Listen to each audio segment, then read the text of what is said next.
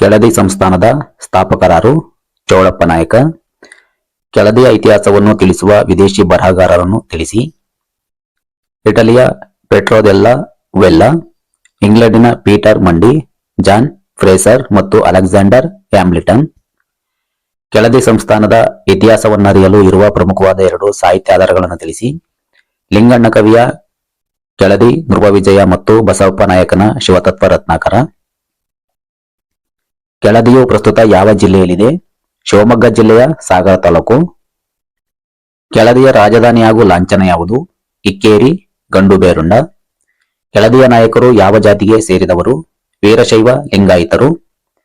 ಕೆಳದಿಯ ಸಂಸ್ಥಾನಿಕರು ಯಾವ ಸಾಮ್ರಾಜ್ಯದ ಸಾಮಂತರಾಗಿದ್ದರು? ವಿಜಯನಗರ ಸಾಮ್ರಾಜ್ಯ. ರಾಜಧಾನಿ ಕೆಳದಿಯಿಂದ ಇಕ್ಕೇರಿಗೆ ಬದಲಾಯಿಸಿದ ನಾಯಕನಾರು? ಈತನಿಗಿದ್ದ ಬಿರುದು ಯಾವುದು? ಸದಾಶಿವ ನಾಯಕ. ಕೋಟೆ ಕೋಲಾಹಲ. ಭೋಜಕೀರ್ತಿ ಎಂಬ ಬಿರುದು ಯಾರಿಗಿತ್ತು? ಯಾರು ನೀಡಿದರು? ದೊಡ್ಡ ಸಂಕಣ್ಣ ನಾಯಕ ಅಳಿಯ ರಾಮರಾಯರು. ದೊಡ್ಡ ಸಂಕಣ್ಣ ನಾಯಕನಿಂದ ನಿರ್ಮಿತವಾದ 2 ದೇವಾಲಯಗಳಾವುವು? 1 ಕೆಳದಿಯ ವೀರಭದ್ರೇಶ್ವರ ದೇವಾಲಯ, 2 ಇಕ್ಕೇರಿಯ ಅಘೋರೇಶ್ವರ ದೇವಾಲಯ. ಯಾವ ವಿದೇಶಿಗನು 1ನೇ ವೆಂಕಟಪ್ಪನ ಕಾಲದಲ್ಲಿ ಭೇಟಿ ನೀಡಿದ್ದನು? ಆತನ ರಾಷ್ಟ್ರ ಯಾವುದು? ಪಿತ್ರೋ ದೆಲ್ಲಾ ವೆಲ್ಲಾ, ಇಟಲಿ. ಇಕ್ಕೇರಿಯ ಯಾವ ನಾಯಕನನ್ನು ಶೃಂಗೇರಿಯ ಪುನರ್ ನಿರ್ಮಾಪಕನೆಂದು ಕರೆಯಲಾಗಿದೆ? 1ನೇ ವೆಂಕಟಪ್ಪ ನಾಯಕ. 1ನೇ ವೆಂಕಟಪ್ಪನ ಕಾಲದ ಕೃತಿ ಸಾಹಿತ್ಯಗಳನ್ನು ತಿಳಿಸಿ. 1 ತಿರುಮಲಪ್ಪ ಶಿವಗೀತೆ ಮತ್ತು ಶಿವಷ್ಟಾಪದ, 2 ರಂಗನಾಥ ದೀಕ್ಷಿತ ತಂತ್ರಸಾರ, 3 ಅಶ್ವಪಂಡಿತ ಮಾನಪ್ರಿಯ, 4 ಭಟ್ಟೋ ಜಿದೀಕ್ಷಿತ್ ತತ್ವ ಕೌಸ್ತುಭ. ವೀರಭದ್ರ ನಾಯಕನ ಆಸ್ಥಾನಕ್ಕೆ ಭೇಟಿ ನೀಡಿದ ವಿದೇಶಿಗನಾರು? ಪೀಟರ್ ಮಂಡಿ 1637 ಇಂಗ್ಲೆಂಡ್. ಶಿವಪ್ಪ ನಾಯಕನ ಶಿಸ್ತು ಎಂದು ಯಾವುದಕ್ಕೆ ಕರೆಯಲಾಗಿದೆ? ಭೂಕಂದಾಯದ ಸುಧಾರಣೆ. ಕೆಳದಿ ಸಂಸ್ಥಾನವು ಒಳಗೊಂಡಿದ್ದ ಜಿಲ್ಲೆಗಳು ಯಾವುವು? ಶಿವಮೊಗ್ಗ, ಹಾಸನ, ಚಿಕ್ಕಮಗಳೂರು, ಕೊಡಗು, ದಕ್ಷಿಣ ಕನ್ನಡ ಮತ್ತು ಉತ್ತರ ಕನ್ನಡ ಜಿಲ್ಲೆಗಳು. ಕೆಳದಿಯ ಪ್ರಸಿದ್ಧ ನಾಯಕನಾರು? ವಿಜಯನಗರದ ಯಾವ ದೊರೆಗೆ ರಕ್ಷಣೆ ನೀಡಿದನು? ಶಿವಪ್ಪ ನಾಯಕ. 3ನೇ ಶ್ರೀರಂಗ. ಮರಾಠರ ಯಾವ ನಾಯಕನಿಗೆ ಮೊಘಲರ ವಿರುದ್ಧ ರಾಣಿ ಚೆನ್ನಮ್ಮಾಜಿಯು ಆಶ್ರಯ ನೀಡಿದ್ದಳು? ರಾಜಾರಾಮ. ಇಕ್ಕೇರಿಯ ಕೆಳದಿ ಸಂಸ್ಥಾನದ ವೀರ ಮಹಿಳೆ ಯಾರು? ರಾಣಿ ಚೆನ್ನಮ್ಮಾಜಿ. ಕೆಳದಿಯ ಸಂಸ್ಥಾನದ ಕೊನೆಯ ನಾಯಕನಾರು? ಅವನ ರಾಜ ಪ್ರತಿನಿಧಿ ಯಾರು? 3ನೇ ಸೋಮೇಶ್ವರ, ರಾಣಿ ವೀರಮ್ಮಾಜಿ. ಕೆಳದಿಯನ್ನಾಳಿದ 2 ಮಹಿಳಾ ನಾಯಕಿಯರನ್ನು ಹೆಸರಿಸಿ. ರಾಣಿ ಚೆನ್ನಮ್ಮಾಜಿ, ರಾಣಿ ವೀರಮ್ಮಾಜಿ. ಕೆಳದಿಯ ಕಾಲದ ಏಕೈಕ ಕವಿಯತ್ರಿ ಯಾರು? ಅವಳ ಕೃತಿ ಯಾವುದು? ಗಂಗಾದೇವಿ. ಕೆಳದಿ ರಾಜಾಭ್ಯುದಯಂ. ಸೋತ ರಾಣಿ ವೀರಮ್ಮಾಜಿ ಹಾಗೂ 3ನೇ ಸೋಮಶೇಖರ ನಾಯಕನನ್ನು ಐದರನ್ನು ಎಲ್ಲಿ ಯಾವಾಗ ಬಂಧಿಸಿದನು? ಶ್ರೀರಂಗಪಟ್ಟಣ 1763. ಕೆಳದಿ ಸಂಸ್ಥಾನದಾಳ್ವಿಕೆಯನ್ನು ಯಾರು ಕಿತ್ತೊಗೆದರು? ಮೈಸೂರಿನ ಹೈದರಾಲಿ. ಕೆಳದಿ ಸಂಸ್ಥಾನವನ್ನಾಳಿದ ನಾಯಕರನ್ನು ಹೆಸರಿಸಿ.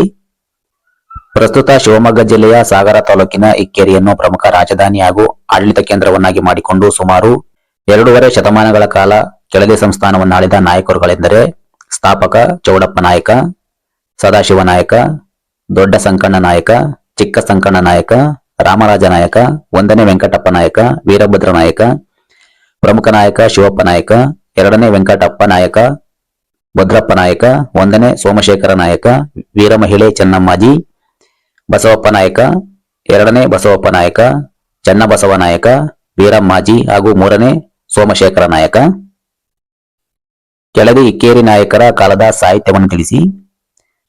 ವೆಂಕಟಪ್ಪ ನಾಯಕ ಸ್ಥಾನದ ತಿರುಮಲ ಭಟ್ಟನು ಶಿವಗೀತೆ ಮತ್ತು ಶಿವ ಅಷ್ಟಪದಿ ಕೃತಿಗಳನ್ನು, ರಂಗನಾಥ ದೀಕ್ಷಿತನು ತಂತ್ರಸಾರವನ್ನು, ಅಶ್ವಪಂಡಿತನು ಮಾನಪ್ರಿಯವನ್ನು, ಭಟ್ಟೋ ಜಿದೀಕ್ಷತನು ತತ್ವಕೌಸ್ತುಭ ಕೃತಿಗಳನ್ನು ರಚಿಸಿದನು. ರಾಜ ಬಸವಪ್ಪ ನಾಯಕನು ಸಾಹಿತಿಯಾಗಿದ್ದು ಶಿವತತ್ವ ರತ್ನಾಕರ, ಸೂಕ್ತಿ ಸುಧಾರಕ, ಸದ್ರುಮ ಕೃತಿಗಳನ್ನು, ಷಡಕ್ಷರ ದೇವನು ಶಬರ ಶಂಕರ ವಿಲಾಸವನ್ನು, ನಿರ್ವಾಣಯ್ಯನು ಶಿವಪೂಜಾ ವಿಧಾನವನ್ನು, ಮರಿತೊಂಡಾಚಾರ್ಯರು ವೀರಶೈವಾನಂದ ಚಂದ್ರಿಕವನ್ನು, ಸಂಗನ ಬಸವಪ್ಪು ವೀರಶೈವ ಸುಧಾನಿಧಿಯನ್ನು, ಗಂಗಾದೇವಿಯು ಕೆಳದಿ ರಾಜಾಭ್ಯುದಯ ಕೃತಿಯನ್ನು, 2ನೇ ಬಸವಪ್ಪ ನಾಯಕನ ಆಸ್ಥಾನದ ಕವಿ ಲಿಂಗಣ್ಣನು ಕೆಳದಿ ನೃಪವಿಜಯ ಕೃತಿಯನ್ನು ರಚಿಸಿದನು. ಶಿವಪ್ಪ ನಾಯಕನ ಶಿಸ್ತು ಎಂದರೇನು ಅಥವಾ ಶಿವಪ್ಪ ನಾಯಕನ ಭೂ ವ್ಯವಸ್ಥೆಯ ಅಥವಾ ಕಂದಾಯ ಸುಧಾರಣೆಗಳನ್ನು ವಿವರಿಸಿ. ಶಿವಪ್ಪ ನಾಯಕ 1646ರಿಂದ 1661 ಸುಮಾರು 15 ವರ್ಷಗಳವರೆಗೆ ಕೆಳದಿ ಸಂಸ್ಥಾನದ ಸಮರ್ಥ ಆಡಳಿತಗಾರನಾಗಿ ಆಳ್ವಿಕೆ ಮಾಡಿದ ಶಿವಪ್ಪ ನಾಯಕನು ಶಿಸ್ತುಗಾರನೆಂದು ಪ್ರಸಿದ್ಧನಾಗಿದ್ದು ಭೂಕಂದಾಯ ಸುಧಾರಣೆಯಲ್ಲಿ ಗಮನಾರ್ಹವಾದ ಬದಲಾವಣೆಯನ್ನು ತಂದನು. ನಾಯಕನು ತನ್ನ ರಾಜ್ಯದ ಪ್ರತಿಯೊಂದು ನೆಲದಲ್ಲೂ ಸಾಗುವಳಿ ಮಾಡಿಸಿ ಪ್ರಯೋಗಾತ್ಮಕವಾಗಿ ಬೆಳೆ ಬೆಳೆದು ಅದರ ಆಧಾರದ ಮೇಲೆ ಭೂಕಂದಾಯವನ್ನು ನಿರ್ಧರಿಸುತ್ತಿದ್ದನು. ಇದನ್ನು ಶಿವಪ್ಪ ನಾಯಕನ ಶಿಸ್ತು ಎಂದು ಕರೆಯಲಾಗಿದೆ. ವ್ಯವಸಾಯದ ಭೂಮಿಯನ್ನು ಸರ್ಕಾರದ ವೆಚ್ಚದಲ್ಲಿ ಕೃಷಿಗೆ ಅಳವಡಿಸಲು ಭೂಮಿಯಲ್ಲಿ ನೀರಾವರಿ ಸೌಲಭ್ಯ ಫಲವತ್ತತೆಯನ್ನಾಧರಿಸಿ ಪ್ರಮುಖವಾಗಿ 5 ಭಾಗಗಳನ್ನಾಗಿ ಮಾಡಿ ಕಂದಾಯ ವಿಧಿಸಿದನು. ಅವುಗಳೆಂದರೆ ಭೂಮಿಯ ಭಾಗಗಳು, ಭೂಮಿಯ ಫಲವತ್ತತೆ, ನೀರಾವರಿ ಸೌಲಭ್ಯ, ಕಂದಾಯ ನಿಗದಿ. ಭೂಮಿಯ ಭಾಗಗಳು: ಉತ್ತಮ ಭೂಮಿ, ಭೂಮಿಯ ಫಲವತ್ತತೆ ಮರಳು ಮಿಶ್ರಿತ ಕಪ್ಪು ಮಣ್ಣು, ನೀರಾವರಿ ಸೌಲಭ್ಯ, ಕಂದಾಯದ ನಿಗದಿ 2 ರಿಂದ 28 ಕಾಸು. ಭೂಮಿಯ ಭಾಗ: ಮಧ್ಯಮ ಭೂಮಿ, ಭೂಮಿಯ ಫಲವತ್ತತೆ ಕೆಮ್ಮಣ್ಣು ಮಿಶ್ರಿತ ಭೂಮಿ, ನೀರಾವರಿ ಸೌಲಭ್ಯ, ಉತ್ತಮ ಮಳೆ, ಕಂದಾಯ ನಿಗದಿ 2 ರಿಂದ 10 ಕಾಸು. ಭೂಮಿಯ ಭಾಗ: ಕನಿಷ್ಠ ಭೂಮಿ, ಭೂಮಿಯ ಫಲವತ್ತತೆ ಅಲ್ಪ ಮಣ್ಣಿನ ಮಿಶ್ರಿತ ಭೂಮಿ, ನೀರಾವರಿ ಸೌಲಭ್ಯ, ಕಡಿಮೆ ಮಳೆ, ಕಂದಾಯದ ನಿಗದಿ 2 ರಿಂದ 8 ಕಾಸು. ಭೂಮಿಯ ಭಾಗ: ಅಧಮ ಭೂಮಿ, ಭೂಮಿಯ ಫಲವತ್ತತೆ ಕಲ್ಲು ಬಂಡೆಗಳಿಂದ ಕೂಡಿದ ಭೂಮಿ, ನೀರಾವರಿ ಸೌಲಭ್ಯ, ಅಲ್ಪ ಮಳೆ, ಕಂದಾಯದ ನಿಗದಿ 1.5 ರಿಂದ 2.5 ಕಾಸು. ಭೂಮಿಯ ಭಾಗ: ಅಧಮಾಧಮ ಭೂಮಿ, ಭೂಮಿಯ ಫಲವತ್ತತೆ ಕೃಷಿಗೆ ಯೋಗ್ಯವಲ್ಲದ ಭೂಮಿ, ನೀರಾವರಿ ಸೌಲಭ್ಯ, ಮಳೆರಹಿತ ಭೂಮಿ, ಕಂದಾಯದ ನಿಗದಿ 1 ರಿಂದ 1.5 ಕಾಸು. ಈ ರೀತಿಯಾಗಿ ಕಂದಾಯವನ್ನು ನಿಗದಿಗೊಳಿಸಿ ಕಟ್ಟುನಿಟ್ಟಾಗಿ ವಸೂಲಿ ಮಾಡಲಾಗುತ್ತಿತ್ತು. ನಿಗದಿಗೊಳಿಸಿದ ಕಂದಾಯಕ್ಕಿಂತ ಹೆಚ್ಚಿನ ಹಣವನ್ನು ವಸೂಲಿ ಮಾಡಿದರೆ ಅವನನ್ನು ಹುದ್ದೆಯಿಂದ ತೆಗೆದುಹಾಕಲಾಗುತ್ತಿತ್ತು. ಅದೇ ಕಂದಾಯವನ್ನು ನಿಗದಿ ಮಾಡಿದ್ದಕ್ಕಿಂತ ಕಡಿಮೆ ವಸೂಲಿ ಮಾಡಿದ್ದಲ್ಲಿ ಅಧಿಕಾರಿಗಳ ಸಂಬಳದಲ್ಲಿ ಕಡಿತಗೊಳಿಸಲಾಗುತ್ತಿತ್ತು. ಶಿವಪ್ಪ ನಾಯಕನ ಸೈನಿಕ ಸಾಧನೆಗಳನ್ನು ವಿವರಿಸಿ. ಶಿವಪ್ಪ ನಾಯಕ 1646ರಿಂದ 1661. ಸಿದ್ದಪ್ಪ ನಾಯಕನ ಮಗನಾದ ಶಿವಪ್ಪ ನಾಯಕನು ಕೆಳದಿಯ ದೊರೆಗಳಲ್ಲೇ ಅತ್ಯಂತ ಪ್ರಸಿದ್ಧನು. ಶೂರನು, ಸಾಹಸಿಯೂ ಆಗಿದ್ದು ಸುಮಾರು 15 ವರ್ಷಗಳ ಕಾಲದಲ್ಲಿ ತನಗೆದುರಾದ ಶತ್ರುಗಳನ್ನು ಎದುರಿಸಿ ಉತ್ತಮ ಆಡಳಿತ ಸಂಘಟನೆ ಮಾಡಿ ಶಿಸ್ತುಗಾರನೆಂದು ಪ್ರಸಿದ್ಧನಾದ ಈತನು ಕೆಳದಿ ಸಂಸ್ಥಾನವನ್ನು ಉಚ್ಛ್ರಾಯ ಸ್ಥಿತಿಯಲ್ಲಿರಿಸಿದನು. ಎದುರಾದ ಶತ್ರುಗಳು: ಮಂತ್ರಿ ಲಿಂಗಣ್ಣನ ಐತಿಹಾಸಿಕ ಕನ್ನಡ ಕೃತಿಯಾದ ಕೆಳದಿ ನೃಪವಿಜಯದಲ್ಲಿ ತಿಳಿಸಿರುವಂತೆ ಶಿವಪ್ಪ ನಾಯಕನು ಪ್ರಮುಖವಾಗಿ ವಿದೇಶಿಯರಾದ ಪೋರ್ಚುಗೀಸರು, ಡಚ್ಚರು ಹಾಗೂ ಇಂಗ್ಲಿಷರು, ಸ್ಥಳೀಯರಾದ ಬಿಜಾಪುರ ಶಾಹಿ ಸುಲ್ತಾನರು, ಮೈಸೂರಿನ ಆರಂಭದ ಒಡೆಯರು ಇವರನ್ನು ಪ್ರಮುಖವಾಗಿ ಎದುರಿಸಿದ್ದಲ್ಲದೆ ಮಾರ್ಗ ಮಧ್ಯದ ಸಣ್ಣ ಪುಟ್ಟ ಪಾಳೆಯ ಪಟ್ಟುಗಳನ್ನು ಸೋಲಿಸಿ ಕೆಳದಿಯ ಪರಮಾಧಿಕಾರವನ್ನು ತೋರ್ಪಡಿಸಿದರು. ದಿಗ್ವಿಜಯಗಳು: ಬಿಜಾಪುರದ ಆದಿಲ್ಶಾಹಿಗಳ ವಿರುದ್ಧ ಬೇಲೂರು ಕದನ. ಶಿವಪ್ಪ ನಾಯಕನು ಸ್ಥಳೀಯ ಪ್ರಾಂತ್ಯಗಳನ್ನು ವಶಪಡಿಸಿಕೊಳ್ಳಲು ಆಸಕ್ತಿ ತೋರಿ ಬಿಜಾಪುರದ ಆದಿಲ್ಶಾಹಿಗಳ ವಿರುದ್ಧ ಯುದ್ಧ ಮಾಡಬೇಕಾಯಿತು. ಬಿಜಾಪುರದ ಸುಲ್ತಾನ ಮಹಮ್ಮದ್ ಆದಿಲ್ ಶಾನ ಸೈನ್ಯವನ್ನು ಶಿವಪ್ಪ ನಾಯಕನ ಕೆಳದಿ ಸೈನ್ಯವು ಬೇಲೂರಿನ ಕದನದಲ್ಲಿ ಸೋಲಿಸಿದ್ದಲ್ಲದೆ ಶಿವಪ್ಪ ನಾಯಕನು ಹಾಸನ, ಕಡೂರು, ಸಗರಾಯಪಟ್ಟಣ, ಬನವಾಸಿ, ಬೇಲೂರು, ಒಳನರಸೀಪುರ, ತುರುವೇಕೆರೆ, ಚನ್ನರಾಯಪಟ್ಟಣ, ನೀಲೇಶ್ವರ, ಬೆಳಗುತ್ತಿ, ಏರೂರು, ಸೋದೆ ಮೊದಲಾದ ಪಾಳೆಯ ಪಟ್ಟುಗಳನ್ನು ಸೋಲಿಸಿ ಹಲವು 10 ಪ್ರಾಂತ್ಯಗಳನ್ನು ವಶಪಡಿಸಿಕೊಂಡನು. ಮೈಸೂರಿನೊಡನೆ ಯುದ್ಧ. ಬೇಲೂರು ಕದನ ಹಾಗೂ ಕೆಲವು ಪಾಳೆಯ ಪಟ್ಟುಗಳ ಮೇಲೆ ಶಿವಪ್ಪ ನಾಯಕನು ಕದನ ಹೂಡಿದಾಗ ಮೈಸೂರಿನ ಸೈನ್ಯ ಶಿವಪ್ಪ ನಾಯಕನಿಗೆ ಕಿರುಕುಳವನ್ನು ಕೊಟ್ಟಿತು. ಇದರ ಪ್ರತಿಕಾರವಾಗಿ ಶಿವಪ್ಪ ನಾಯಕನು ಸೇಡನ್ನು ತೀರಿಸಿಕೊಳ್ಳಲು ಮೈಸೂರಿನ ಮೇಲೆ ಯುದ್ಧ ಸಾರಿದನು. ಆಗ ಅಧಿಕಾರರೂಢನಾಗಿದ್ದ ದೊಡ್ಡದೇವರಾಜ ಒಡೆಯರು ಮಾರ್ಗದ ಮಧ್ಯದಲ್ಲೇ ನಾಯಕನನ್ನು ತಡೆಯಲು ದಳವಾರ ಹಂಪರಾಜಯ್ಯನ ನೇತೃತ್ವದಲ್ಲಿ ಸೈನ್ಯ ಕಳುಹಿಸಿದ. ಹಂಪರಾಜಯ್ಯ ಹಾಸನ ಸಮೀಪ ಶಾಂತಿಗ್ರಾಮ ಎಂಬಲ್ಲಿ 1659ರಲ್ಲಿ ಶಿವಪ್ಪ ನಾಯಕನಿಗೆ ಶರಣಾಗಿ ಸೆರೆಯಾದನು. ಮೈಸೂರು ಸೈನ್ಯವು ಪಲಾಯನ ಮಾಡಿತು. ಪೋರ್ಚುಗೀಸರು, ಡಚ್ಚರು ಮತ್ತು ಇಂಗ್ಲಿಷರೊಡನೆ ಯುದ್ಧ. ವೆಂಕಟಪ್ಪನ ನಾಯಕನ ಕಾಲದಲ್ಲಿ ಪೋರ್ಚುಗೀಸರು, ಡಚ್ಚರು ಹಾಗೂ ಇಂಗ್ಲಿಷರು ಕೆಳದಿ ರಾಜ್ಯದೊಡನೆ ಉತ್ತಮ ಸಂಬಂಧ ಹೊಂದಿದ್ದು, ನಂತರ ಶಿವಪ್ಪ ನಾಯಕನ ಕಾಲದಲ್ಲಿ ವಿದೇಶಿಯರು ಕೆಳದಿ ನಾಯಕರ ಕೆಲವು ಪ್ರಾಂತ್ಯಗಳನ್ನು ವಶಪಡಿಸಿಕೊಳ್ಳಲು ಹಂಬಲಿಸಿದರು. ಗಮನಿಸಿದ ನಾಯಕನು ಇವರನ್ನು ಸೋಲಿಸಿ ಕರಾವಳಿ ತೀರ ಪ್ರದೇಶಗಳಾದ ಮಂಗಳೂರು, ಕುಂದಾಪುರ, ಗಂಗೊಳ್ಳಿ, ಹೊನ್ನಾಳಿ, ಕಾಂಬುಲಿ ಪ್ರದೇಶಗಳನ್ನು ವಶಪಡಿಸಿಕೊಂಡನು. ಅಲ್ಲದೆ ಪೋರ್ಚುಗೀಸರ ಉದ್ದಟತನವನ್ನು ಅಡಗಿಸಿ ಹೊನ್ನಾವರ ಕೋಟೆಯಿಂದ ಓಡಿಸಿದ್ದು ಇತಿಹಾಸದ ಮಹತ್ ಸಾಧನೆ. ಶ್ರೀರಂಗಪಟ್ಟಣದ ಮುತ್ತಿಗೆ. ಮೈಸೂರನ್ನು ಯುದ್ಧದಲ್ಲಿ ಸೋಲಿಸಿದ ನಂತರ ಶಿವಪ್ಪ ನಾಯಕನ ಸೈನ್ಯವು ಮೈಸೂರಿನ ರಾಜಧಾನಿಯಾದ ಶ್ರೀರಂಗಪಟ್ಟಣವನ್ನು ಮುತ್ತಿತು. ಈ ಸಂದರ್ಭದಲ್ಲಿ ಬಿಜಾಪುರದ ಶಾಹಿ ಸುಲ್ತಾನರು ಮೈಸೂರು ಸೈನ್ಯಕ್ಕೆ ನೆರವು ನೀಡಿದ್ದರಿಂದ ನಾಯಕನ ಮುತ್ತಿಗೆಯು ವಿಫಲವಾಯಿತು. ಅಲ್ಲದೆ ಅನಾರೋಗ್ಯದಿಂದ ನಾಯಕನು ತನ್ನ ಎಲ್ಲಾ ಯೋಜನೆಗಳನ್ನು ನಿಲ್ಲಿಸಿ ರಾಜಧಾನಿಗೆ ಹಿಂದಿರುಗಿದ ಕೆಲವೇ ದಿನಗಳಲ್ಲಿ ಮರಣ ಹೊಂದಿದನು. ರಾಜ್ಯ ವಿಸ್ತಾರ ಮತ್ತು ವ್ಯಕ್ತಿತ್ವ. ಕೇವಲ ತನ್ನ 15 ವರ್ಷಗಳ ಅವಧಿಯಲ್ಲಿ ಹಲವು ಪ್ರಾಂತ್ಯಗಳೊಂದಿಗೆ ಕೆಳದಿ ರಾಜ್ಯವು ಪಶ್ಚಿಮದ ಅರಬ್ಬಿ ಸಮುದ್ರ, ಕಾಸರಗೋಡು, ಪೂರ್ವಕ್ಕೆ ಚಿತ್ರದುರ್ಗ, ದಕ್ಷಿಣಕ್ಕೆ ಶ್ರೀರಂಗಪಟ್ಟಣ ಮತ್ತು ಉತ್ತರದಲ್ಲಿ ಬಿಜಾಪುರದವರೆಗೂ ಹರಡಿದ್ದು ಈ ವಿಶಾಲವಾದ ರಾಜ್ಯಕ್ಕೆ ಇಕ್ಕೇರಿಯು ಪ್ರಮುಖ ರಾಜಧಾನಿ ಹಾಗೂ ಆಡಳಿತ ಕೇಂದ್ರವಾಗಿತ್ತು. ಶರಣಾಥ ವತ್ಸಲ ಎಂಬ ಬಿರುದಿನ ಶಿವಪ್ಪ ನಾಯಕನು ಉತ್ತಮ ಆಡಳಿತ ಸಂಘಟನೆ ಮಾಡಿ ಶಿಸ್ತುಗಾರನೆಂದು ಪ್ರಸಿದ್ಧನಾಗಿದ್ದನು. ಚಿತ್ರದುರ್ಗದ ಪಾಳೆಗಾರರು 1485ರಿಂದ 1779. ರಾಜಧಾನಿ ಚಿತ್ರದುರ್ಗ. ಲಾಂಛನ ಕರಿ ಆನೆ. ಚಿತ್ರದುರ್ಗ ಸಂಸ್ಥಾನದ ಸ್ಥಾಪಕನಾರು ಮತ್ತಿ ತಿಮ್ಮಣ್ಣ ನಾಯಕ. ಮತ್ತಿ ತಿಮ್ಮಣ್ಣ ನಾಯಕನು ಮೊದಲು ಯಾವ ಪ್ರದೇಶದ ಪಾಳೆಗಾರನಾಗಿದ್ದನು? ಅಲ್ಲಿಗೆ ನೇಮಿಸಿದವರಾರು? ಹೊಳಲ್ಕೆರೆ. ಸಾಳವ ನರಸಿಂಹ. ಯಾವ ವರ್ಷದಲ್ಲಿ ಪಾಳೆಗಾರ ಪಟ್ಟು ಸ್ಥಾಪನೆಯಾಯಿತು? 1485. ಭರಮಸಾಗರ ಭೀಮಸಮುದ್ರ ಕೆರೆಗಳನ್ನು ಕಟ್ಟಿಸಿದವರಾರು? ಭರಮಪ್ಪ ನಾಯಕ. ಚಿತ್ರದುರ್ಗದವರು ಯಾರ ಸಾಮಂತರಾಗಿದ್ದರು? ಅವರಿಂದ ಯಾರು ಸ್ವತಂತ್ರವನ್ನು ಘೋಷಿಸಿಕೊಂಡರು? ವಿಜಯನಗರ ಸಾಮ್ರಾಜ್ಯ. 1565. ಓಬಣ್ಣ ನಾಯಕ. ಚಿತ್ರದುರ್ಗದ ಪಾಳೆಗಾರರಿಗಿದ್ದ ಪ್ರಮುಖ ಬಿರುದು ಯಾವುದು? ಮೊದಲು ಪಡೆದವರಾರು? ಮದಕರಿ ನಾಯಕ, 1ನೇ ಓಬಣ್ಣ ನಾಯಕ. 5ನೇ ಮದಕರಿ ನಾಯಕನನ್ನು ಹೈದರಾಲಿ ಎಲ್ಲಿ ಸೆರೆ ಹಿಡಿದನು? ಚಿತ್ರದುರ್ಗದ ಕೋಟೆ. ಹೈದರನ ಸೇನಾನಿಗಳನ್ನು ಸೋಲಿಸಿದ ಚಿತ್ರದುರ್ಗದ ವೀರವನಿತೆ ಯಾರು? ಒನಕೆ ಓಬವ್ವ. ಚಿತ್ರದುರ್ಗದವರ ಆಡಳಿತವನ್ನು ಕೊನೆಗಾಣಿಸಿದವರಾರು? ಮೈಸೂರಿನ ಹೈದರಾಲಿ.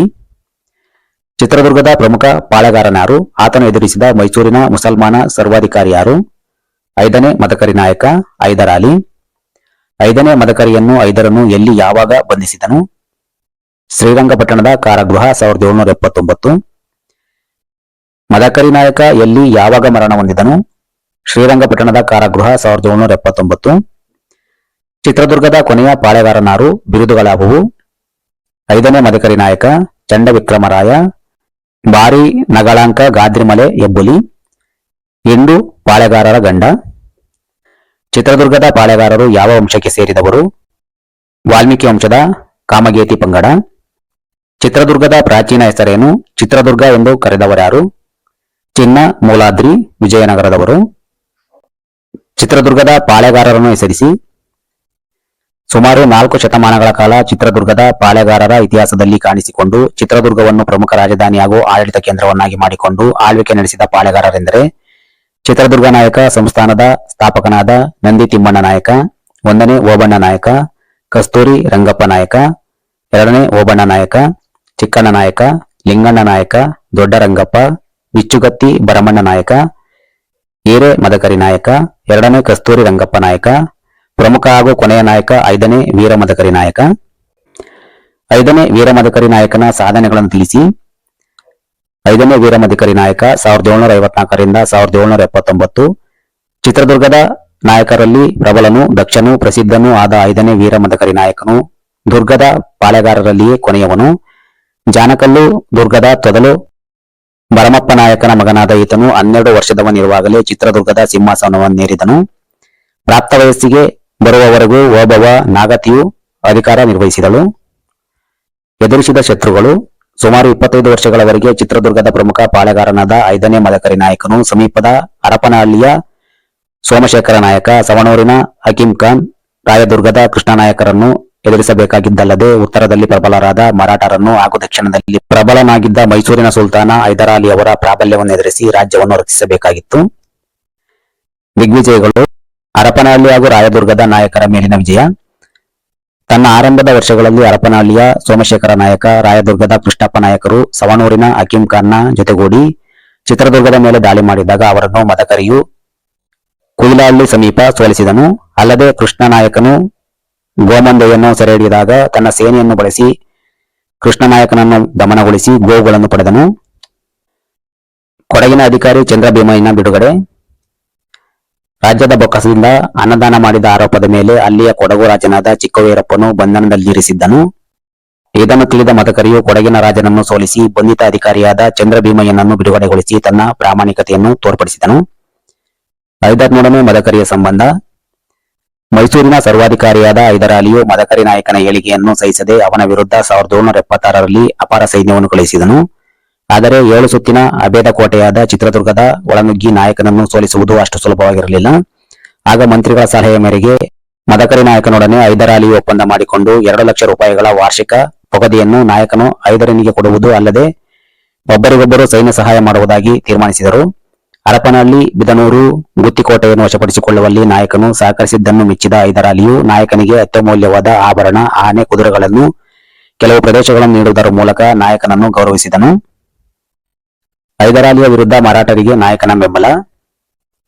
ಹೈದರನು ದುರ್ಗದ ವಿನಾಶಕ್ಕೆ ಆಪತ್ತು ತರುವುದನ್ನು ಮನಗೊಂಡ ನಾಯಕನು ಹೈದರನ ಸ್ವಾರ್ಥ, ಕ್ರೌರ್ಯ, ಪಿತೂರಿಗಳ ನೀತಿಯಿಂದ ಬದಲಾಗಿ ಮರಾಠರ ಸ್ನೇಹವನ್ನು ಬೆಳೆಸಿದ್ದಲ್ಲದೆ ಸೈನ್ಯದ ನೆರವು ನೀಡಿ ಸಾವಂತ ಗಿರಿಧಾಮಗಳು, ಪುತ್ರಿದುರ್ಗ, ನುಗ್ಗೇಹಳ್ಳಿ, ಬಾಣಾವರ ಮೊದಲಾದ 3 ವರ್ಷಗಳಿಂದ ಕೊಡಬೇಕಾದ ಪುಗತಿಯನ್ನು ಕೊಡುವಂತೆ ಒತ್ತಾಯಿಸಿದನು.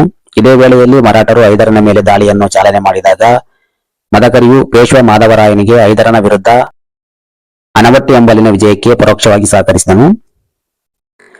ಹೈದರಾಲಿಯ ಏಡಿತನದ ಕುತಂತ್ರ ನೀತಿಯನ್ನು ಬಗ್ಗುಬಡಿದ ಒನಕೆ ಓಬವ್ವನ ಸಾಹಸ. ನಾಯಕನು ಹೈದರನ ಸ್ವಾರ್ಥ, ಸರ್ವಾಧಿಕಾರತನವನ್ನು ಗಮನಿಸಿ ಕೋಟೆ ಕೊತ್ತಲಗಳನ್ನು ಭದ್ರಪಡಿಸಿ ಸುತ್ತಲೂ ಸೇನೆಯ ಸರ್ಪಗಾವಲನ್ನು ಹಾಕಿದ್ದನು. ಕೋಟೆಯನ್ನು ಹೇಗಾದರೂ ಮಾಡಿ ವಶಪಡಿಸಿಕೊಳ್ಳಬೇಕೆಂದು ನಿರ್ಧರಿಸಿದ ಹೈದರನು ನೇರವಾಗಿ ನಾಯಕನನ್ನು ಸೋಲಿಸಲು ಸಾಧ್ಯವಾಗದಿರುವುದನ್ನು ಅರಿತು ಸಂಚಿನ ಸನ್ನಾಹದಲ್ಲಿ ಕೈಹಾಕಿ ಕೋಟೆಗಿರುವ ರಹಸ್ಯದಾರಿಯನ್ನು ಪತ್ತೆ ಮಾಡಿದನು. ಕೋಟೆಗೆ ಹಾಲು, ಮೊಸರು, ಆಹಾರ ಸಾಮಗ್ರಿಗಳು ಸರಬರಾಜಾಗುತ್ತಿದ್ದ ಕಿರಿದಾದ ಮಾರ್ಗದಲ್ಲಿ ಒಳನುಗ್ಗಲು ಹೈದರಾಲಿಯು ತನ್ನ 200 ಮಂದಿ ಸೈನಿಕರನ್ನು ಕಳುಹಿಸಿದನು. ಅಲ್ಲಿಯ ಕಾವಲುಗಾರನು ಊಟಕ್ಕೆ ಹೋದ ಸಮಯದಲ್ಲಿ ಶತ್ರು ಸೈನಿಕರು ಕಿರಿದಾದ ಸಂದಿಯಲ್ಲಿ ತಲೆ ಹಾಕಿ ಒಳಗೆ ನುಸುಳಲಾರಂಭಿಸಿದರು. ಈ ವೇಳೆಯಲ್ಲಿ ಅಲ್ಲಿಗೆ ಆಗಮಿಸಿದ ಕಾವಲುಗಾರನ ಸತಿ ವೀರ ಮಹಿಳೆ ಓಬವ್ವ ತಕ್ಷಣ ಒನಕೆಯನ್ನು ಹಿಡಿದು ಒಬ್ಬೊಬ್ಬರಾಗಿ ನುಸುಳಲಾರಂಭಿಸಿದ ಶತ್ರುಗಳ ತಲೆ, ಕುತ್ತಿಗೆ, ಶರೀರಕ್ಕೆ ಒನಕೆಯಿಂದ ಒಡೆದುರುಳಿಸಿ ಅವರನ್ನೆಲ್ಲ ನಿರ್ನಾಮ ಮಾಡಿ ಕೋಟೆಯನ್ನು ರಕ್ಷಿಸಿದಳು. ಹೀಗೆ ಈ ಘಟನೆಯಿಂದ ಓಬವ್ವಳು ಒನಕೆ ಓಬವ್ವಳೆಂದು ಖ್ಯಾತಿಯಾದರೆ ಇಂದಿಗೂ ಕೋಟೆಯ ಪಶ್ಚಿಮಕ್ಕಿರುವ ಚಿಕ್ಕದಾದ ಕಿಂಡಿಯನ್ನು ಓಬವ್ವನ ಕಿಂಡಿ ಎಂದೇ ಕರೆಯಲಾಗಿದ್ದು ಚಿತ್ರದುರ್ಗದ ಇತಿಹಾಸದ ಪುಟಗಳಲ್ಲಿ ರಾರಾಜಿಸುತ್ತಿದೆ. ಸೇನಾ ನಾಯಕರ ರಾಜದ್ರೋಹ, ಹೈದರನಿಗೆ ಬೆಂಬಲ ಮತ್ತು ನಾಯಕನ ಅಂತ್ಯ. 1773ರಿಂದ 79 ಮೊದಲನೆಯ ವಾಮಮಾರ್ಗದ ಆ ಯಶಸ್ಸು ಹೈದರಾಲಿಯ ನಿದ್ದೆಯನ್ನು ಕೆಡಿಸಿತು. ಪುನಃ ಮತ್ತೊಂದು ಸಂಚು ಹೂಡಿ ಮದಕರಿ ನಾಯಕನ ಸೈನ್ಯದಲ್ಲಿ ಮುಸ್ಲಿಮರನ್ನು ಹಾಸ್ಯದಿಂದ ಧರ್ಮದ ಹೆಸರಿನಲ್ಲಿ ತನ್ನ ಮಡಿಲಿಗೆ ಹಾಕಿಕೊಂಡು ಶತ್ರುವಿನ ಸೇನಾ ರಹಸ್ಯವನ್ನು ಭೇದಿಸಿದನು. ಹೀಗಾಗಿ ಮೋಸಗಾರ ಮುಸ್ಲಿಂ ಸೇನಾ ನಾಯಕರು ಹಾಗೂ ಸೇನೆಯು ಹೈದರಾಲಿಯ ಪರವಾಗಿ ವರ್ತಿಸಿತು. ಶತ್ರು ಸೇನೆಯು ತಕ್ಷಣ ಕೋಟೆಯೊಳಗೆ ನುಗ್ಗಿ ಲಕ್ಕೆ ಹಾಕಿತು. ಪ್ರತಿಯಾಗಿ ನಾಯಕನ ಸೇನೆಯು ಗುಂಡುಗಳನ್ನು ಸಿಡಿಸಿದಾಗ ವಂಚಕರ ಕೈ ಚಳಕದಿಂದ ಎಣ್ಣೆ ಸವರದ್ದರಿಂದ ಗುಂಡುಗಳು ಸಿಡಿಯಲಿಲ್ಲ. ದಿಕ್ಕು ತೋಚದ ದುರ್ಗದ ಸೈನ್ಯ ಶತ್ರುವಿನ ವಶವಾಯಿತು. ಹೀಗೆ ಹೈದರಾಲಿಗೆ ಸೋತು ಸೆರೆಯಾದ ಮದಕರಿ ನಾಯಕನನ್ನು ತನ್ನ ರಾಜಧಾನಿ ಶ್ರೀರಂಗಪಟ್ಟಣದ ಬಂದಿಖಾನೆಯಲ್ಲಿ ಇರಿಸಿದನು. ವೀರ ಮದಕರಿಯು 1779ರಲ್ಲಿ ಶ್ರೀರಂಗಪಟ್ಟಣದ ಸೆರೆಮನೆಯಲ್ಲಿ ಕೊನೆಯುಸಿರೆಳೆದನು. ವ್ಯಕ್ತಿತ್ವ: ಸುಮಾರು 25 ವರ್ಷಗಳ ಕಾಲ ಚಿತ್ರದುರ್ಗವನ್ನು ರಾಜಧಾನಿಯಾಗಿ ಮಾಡಿಕೊಂಡು ಆಳ್ವಿಕೆ ಮಾಡಿದ ಪ್ರಬಲ ಪಾಳೆಗಾರನಾದ 5ನೇ ಮದಕರಿ ನಾಯಕನು ತನ್ನ ಅಧಿಕಾರಾವಧಿಯಲ್ಲಿ ಎಡೆಬೆಡೆದ ಶತ್ರುಗಳನ್ನು ಸೋಲಿಸಿ ಕೋಟೆಯನ್ನು ರಕ್ಷಿಸಿ ಚಂಡ ವಿಕ್ರಮರಾಯ, ದಾದ್ರಿಮಲೆ ಹೆಬ್ಬುಲಿ, ಭಾರಿ ನಗಳಾಂಕ, ಹಿಂಡುಪಾಳೆಯಗಾರರ ಗಂಡ ಎಂಬ ಬಿರುದುಗಳನ್ನು ಹೊಂದಿದ್ದ 5ನೇ ಮದಕರಿ ನಾಯಕನ ಅಂತ್ಯದೊಂದಿಗೆ ಚಿತ್ರದುರ್ಗದ ರಾಜಕೀಯ ಇತಿಹಾಸವು ಕೊನೆಗೊಂಡು ಮೈಸೂರಿನಲ್ಲಿ ಲೀನವಾಯಿತು. ಈ ವಿಡಿಯೋ ನಿಮಗೆ ಹೆಲ್ಪ್ ಆಗಿದ್ರೆ ಲೈಕ್ ಮಾಡಿ, ನಿಮ್ಮ ಫ್ರೆಂಡ್ಸ್ ಜೊತೆ ಶೇರ್ ಮಾಡಿ. ಇನ್ನಷ್ಟು ಕಾಂಪಿಟೇಟಿವ್ ಎಕ್ಸಾಮ್ಸ್ ವಿಡಿಯೋ ಬೇಕಾದ್ರೆ ನಮ್ಮ ಚಾನಲ್ ಸಬ್ಸ್ಕ್ರೈಬ್ ಮಾಡಿ.